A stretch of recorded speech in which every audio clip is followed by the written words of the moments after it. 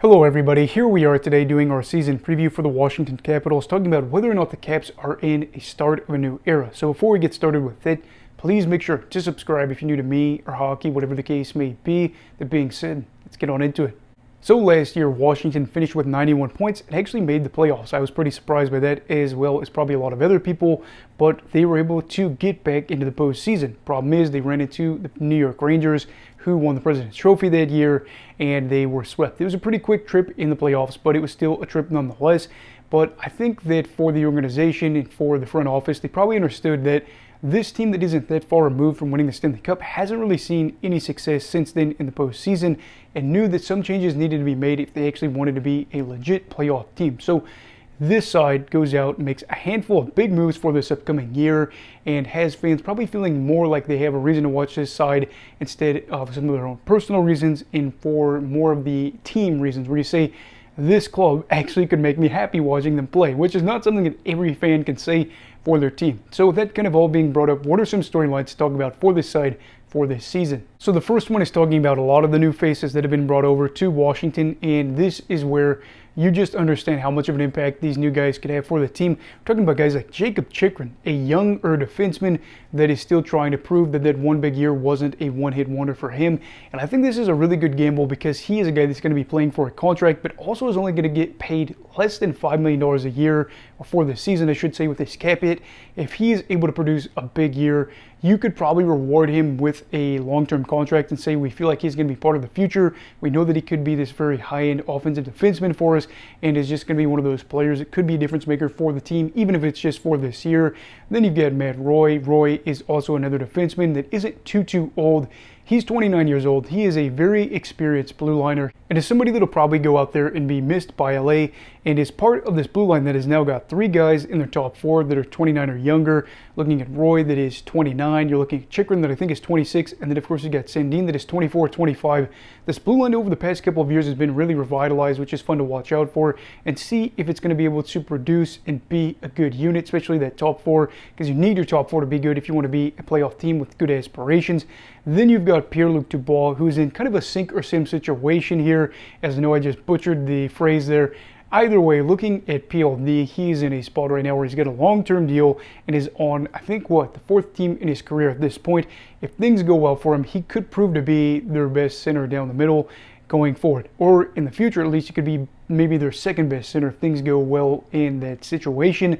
But on the flip side of that, if things go poorly this year and he has a bad year, or maybe production's not there, attitude maybe isn't what you want it to be, you don't really see a lot of teams saying we need to go out there and try to acquire him. As for another player we could talk about here, Andrew Mangiapane. Mangiapane is a player that had a 35-goal year. We've talked about that already. If he has another 15 to 20 goal year, I think a lot of people understand, hey, that's really more of what he is. But he's also another UFA that could go out and try to prove himself on a team, or maybe he fits in a little bit more and he says this is kind of a good group to be with. And then finally, you've got Logan Thompson. Thompson is a younger goalie that's got more of a workload put out for him, and his plate's gotten a little bit more full over the past 2 years in terms of minutes and games played and starts and all those things. So that is kind of intriguing to see if he could help fill in for Charlie Lindgren or just help him out a little bit. And it's also kind of unique as well to see how things have dramatically shifted for Washington over the past year or so, with how things worked in net when they, of course, had two younger goalies not that long ago. And now they've got guys that are a little bit older, a little bit more experienced, and we're just seeing how things will kind of play out there. I know there's other people we could probably talk about here as well, but I'm talking about a literal handful, 5 players that could play a difference in this team when it comes to the playoffs. The second storyline is talking about whether or not Alex Ovechkin can bounce back from last year. Ovi is an ultimate goal scorer, second all-time in NHL history, and he had 31 goals last year. For a guy that is approaching his 40s, most of the time you would say that he is an incredible season. And I think with how things kind of started versus how they finished, it was a pretty good year. But again, how things started were not great, as he had 8 goals in his first 43 games and had people like me, even the most supportive of his numbers and saying that he's going to pass Wayne Gretzky all-time for goals, had me in a spot where I really felt like it wasn't going to happen. Then he followed it up with 23 goals over his final 36 games to get another 30-goal year when it looked like this was going to be the worst year by far in his entire career. Now, I'm going to be honest, that is a scary indicator of how things could kind of go for him. If he gets off the slow start again this year, we could say that this might be something where it is age, and just that's a factor you can't control, as you can try your hardest to try to eat right, to try to exercise, to try to prepare your very, very best. But even the greats falter at some point. So if he's not able to bounce back this year, that is kind of a concern, not only for the team, but for the goal scoring record. But I think that in this case, that Ovi could really go out there and have a bounce back year, knowing that he was able to finish the year strongly. Probably a great mental thing for him there to know, hey, I still have it. But also the fact that they have other guys as well that we've already talked about that could provide more depth and help them score goals, because this team needed to score goals last year, and at times they weren't really able to do it. I said last season that Ovi needed to be the straw that stirred the drink for the team, and I don't necessarily think that is ultimately as true as it has been before. And for Washington's side, that last season really looked like they needed him. This team could probably say we want the goals, but if you don't have a 40-goal year, we probably still are going to be okay. And I think in that sense, it's going to be able to help him more, because he's not going to have to play that hero hockey or feel like, man, I'm just in possibly the biggest rut of my career. I just got to keep going away at it and keep doing things even if they're not working for me. He might be able to, again, have things just go where the puck bounces a little bit more in his favor, as I do think that his expected goal total was higher than his actual goal total there for a really long time, and I just think that puck luck could go more his way too. So just seeing all these things and how they transpire for him, he's not going to have to force things. He's probably going to get minutes that are again going to be more favorable. We know he can have a lot of power play time still, and is going to be on a team where he's not going to have to shoulder a lot of that load. So Ovechkin having a bounce back year feels like a probable thing, even if he finishes with a similar amount of goals. I'm trying to find more consistency with him instead of having just a horrid half of a season stretch where things aren't going his way and then having to turn it on in the second half of the year. Just trying to find more of a rhythm. So the third and final storyline is talking about whether or not big playoff expectations or aspirations are back in the air in the nation's capital. So the Washington Capitals won the Stanley Cup back in 2018. Since then, they have not advanced to the second round a single time. And this is kind of a weird period where they've been in, where it started off where they'd have really good seasons, and then they would falter, and then they started to slip in the standings.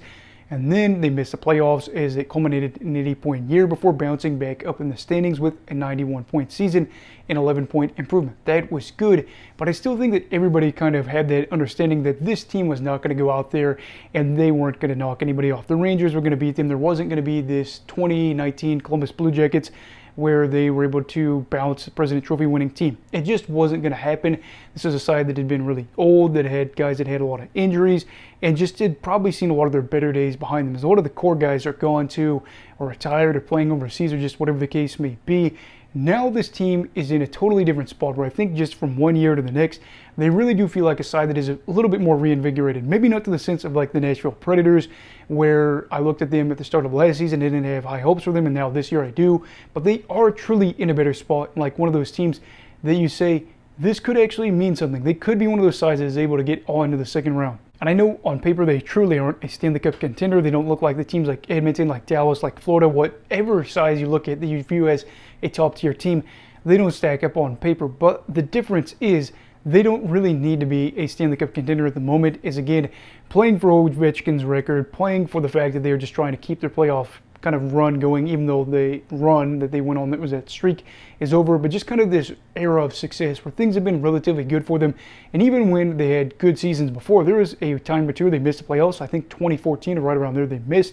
And for this side, it kind of feels very weird for the franchise, because you think back to the late 2000s, the mid 2010s, the early 2010s, and all that time, having a second round exit would have been very frustrating, whereas in this sense it's kind of something where you see you're a little bit happy about. So it's very weird, because this is still not meeting some of the standards from even back then, where things weren't always going perfectly for them.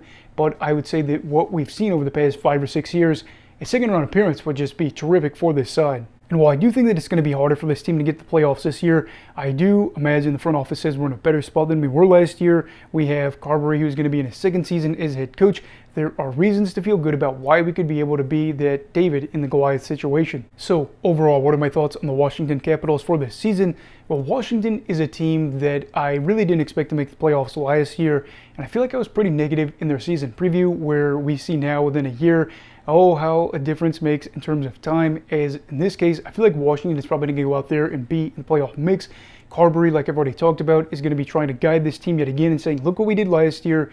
We are going to be a team that's a little bit younger in some areas or just more experienced in some areas. Maybe you see just better overall depth in other situations.